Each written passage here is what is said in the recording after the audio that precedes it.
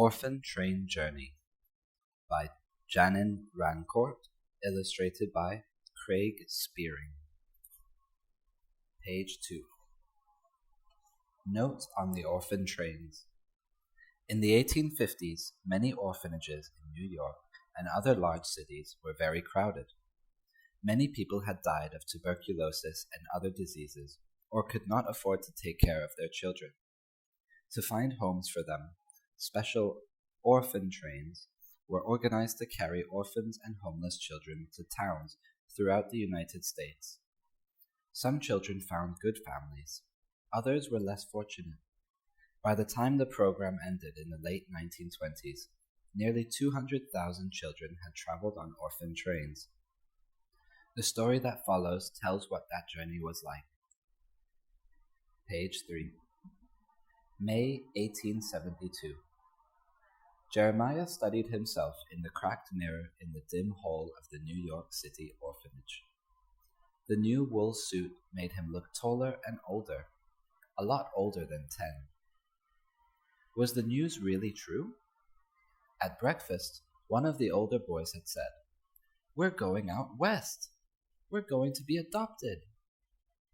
Jeremiah had heard that orphans were needed to help on farms. Maybe some nice people would want him to work for them. Jeremiah clutched the wide brim of his new hat. He tried to picture the faces of his new parents. Would they be mean? Would they make him work hard?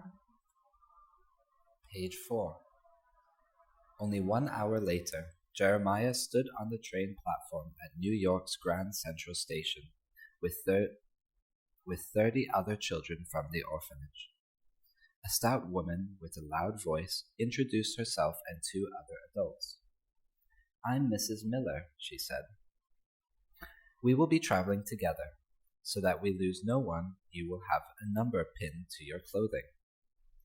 Jeremiah was distracted by the commotion around him. People rushed by, talking and shouting. Porters pushed carts loaded with baggage. Train whistles blew.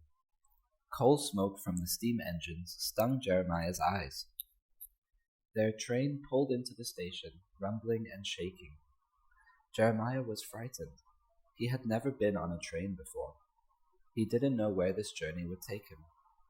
He was a little less frightened when he learned that Henry, his best friend from the orphanage, had been assigned to sit with him. Page 6. As the train pulled out of the station, Jeremiah pressed his nose against the window. The window was smeared with coal soot. He saw tall tenement buildings and narrow streets crowded with horse-drawn carts. Jeremiah remembered living in a New York tenement before his parents died when he was 7. He remembered helping his dad sell newspapers. Page 7. After a time, the train began to pass by small villages. It followed a meandering river lined with trees flecked with new spring leaves. Cows grazed in pastures crossed with wooden fences. Large rocks and boulders rose out of hilly green fields. The train traveled through a forest. It chugged to the top of a mountain. Jeremiah had never seen such wonders before. For a while, he stopped worrying about where they were going. But then the same question returned. How would this journey end? At lunchtime on the first day, Mrs. Miller came down the aisle, carrying a heavy food basket. Jeremiah soon devoured his jelly sandwich, apple, and milk. He imagined a table in his new home spread with enough food to last a week. Page 8. That night, Jeremiah and Henry stretched out on the train seat. The swaying of the train lulled them to sleep. The next morning, they found themselves riding through rolling farmland. The conductor said they were in Pennsylvania. To Jeremiah, Pennsylvania looked like a foreign country. Finally, after a long day, the train stopped. Mrs. Miller ordered everyone off the train. The tired children stepped down to the platform, glad to stretch their legs. After being on the train all day, they wanted to explore the station, but Mrs. Miller herded them out of the station, across the street, and into a town hall. "Smile, children," Mrs. Miller told them. "People want a child who looks happy." Jeremiah tried to smile, but he couldn't. Inside the town hall, he saw a room crowded with strangers. He felt like running away. Jeremiah stood close beside Henry and the other children at the back of the room. After listening to some speeches, he lined up with the others on the stage. The palms of his hands were sweaty.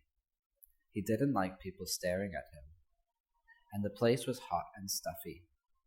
His new suit was itchy. Page 10. "Have you ever done any hard work, boy?" a farmer in overalls asked a 12-year-old standing next to Jeremiah.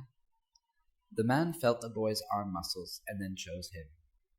A nice-looking couple walked toward Jeremiah and Henry. Maybe they will choose Henry and me, Jeremiah thought hopefully. Jeremiah puffed his chest out, trying to make himself look strong and muscular, but the couple walked past the two boys without a glance. Jeremiah, Henry, and 15 other children climbed aboard the train again. Jeremiah slumped in his seat. "No one wants me," he thought. Henry tried to cheer him up. "It's all right," Henry said. "I'm sure we'll be picked next time." But at the next stop, no one offered them a home. Page 11. The third day was just as discouraging.